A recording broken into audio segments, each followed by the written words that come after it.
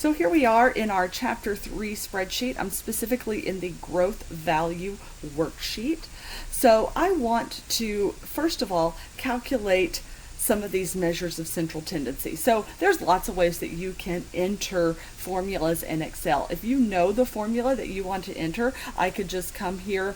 Let's see, I want to go to this cell right here. I can just type the equal sign. Remember, all formulas start with an equal sign. Let's say that I want to start off by calculating the mean. And I just know, because I've done this a lot of times, that Excel, the formula to calculate the mean is equals average. And I just start typing in. You'll notice that it starts showing up kind of my options there. And it even gives me a description. So if I just want to calculate the average of something, I can calculate equals average, open parentheses. Let's say I want to calculate the average of the growth fund. I'm going to then highlight B2 through B11, close my parentheses, and press enter. So the average is 10.08. If I want to calculate it, but I'm not really sure what the formula is, I can go up here to formulas. I'm in my formulas menu here. Notice we have lots of options here under the function library. I have my friend, the Greek sigma, right here.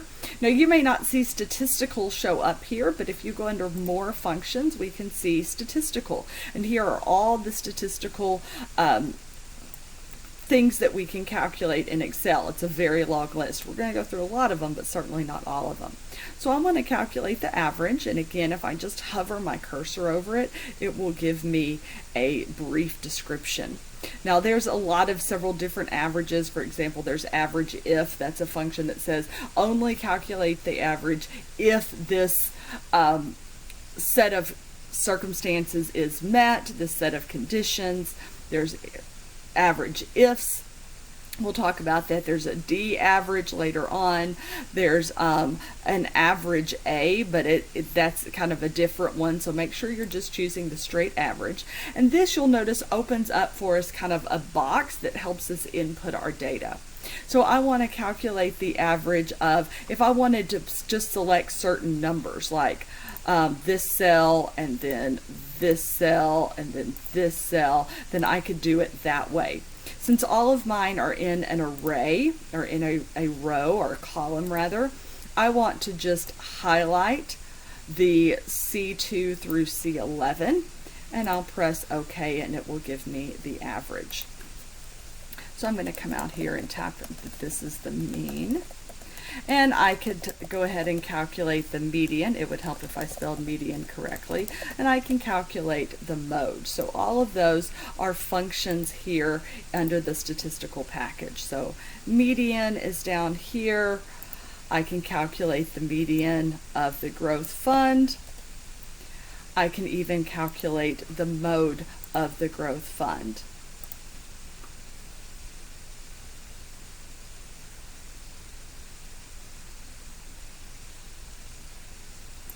So I want to calculate, let me go back to that. I don't think I showed that correctly. So when I get down here to mode, notice there's mode multi. This would give you, if you were looking at it for a lot of like different arrays, or there's mode single. So I'm going to calculate mode single. And say OK, and guess what? I get an NA because there wasn't actually a mode in this data. And mode doesn't really make sense in this sort of situation. So I can enter, again, I can type the formula, or I can go through the statistical function library here. I can also, I'm going to move my cursor over here, go back here under data, and we can go over to our, so I'm looking for my data analysis toolpack, and I'm not seeing it here for some reason, even though we added it. So let's go over here. This may happen to you from time to time. I'm going to go to File. Notice I went over here to File, and I'm going to scroll all the way down to Options. Oh, I know what it was. I did Chapter 2 on my laptop, and I'm on my Surface now. So that's the difference. I haven't installed the add-in here. So now when I've pulled it up, I've got this Excel options. I'm going to scroll down here to add-ins. Now I want the data analysis toolpack. I can see it's chosen right there. Again, I don't need the one with VBA, but We will probably come back and add in some of these others throughout the semester. So I'm going to double click on that. Come on. I want to, oh, here's what I did. I said manage. Come on.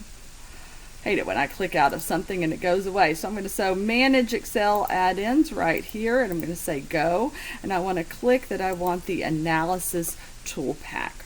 And again, we're probably going to come back and add some more of these throughout the semester. So I'm going to say OK. And now notice that over here under the data menu, I have data analysis show up. So there we go.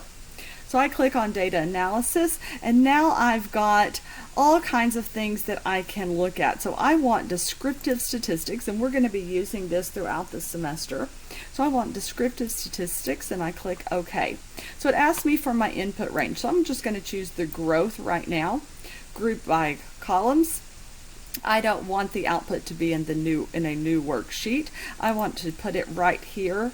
So I'm going to just say, let's put it right here in column F. And then I can choose different things that I want here. I want the summary statistics, so let me go ahead and choose that. And I think that's all I want today. So I'm going to say OK. And now let me go up here, and remember, you can double click here to make your columns larger. There we go. So now notice that it gives me the mean, median, and mode, but also gives me a lot of other data, things that we don't know about yet, but we're going to talk about later on. So notice the mean. I just did this for the growth, so I can come up here and change column 1 to growth. It tells me, oh, it would help if I spelled growth correctly. Goodness gracious. It tells me that the mean is 10.08, which we knew from down here. We'll talk about the standard error later. The median is 13.015, which we knew here. The mode, there's not one. And then again, there's lots of things that we'll get to later on. We can get that there's a count of 10, so that tells me the sample size. We get the range. We're going to talk about this later in the chapter. What's the minimum and the maximum. We'll talk about, again, standard deviation and all of these other things later. So if you kind of want all of the statistics, then that data analysis tool pack is an easy way to get them all at once. If you just need maybe 1 or 2 statistics, like for example, after I give a test, I want to calculate really just the mean. So I may just dump all the grades in Excel and then calculate just the average real quick to see what the average grade on the test was, or maybe what the median on the test was. But different ways that you can solve the same problem.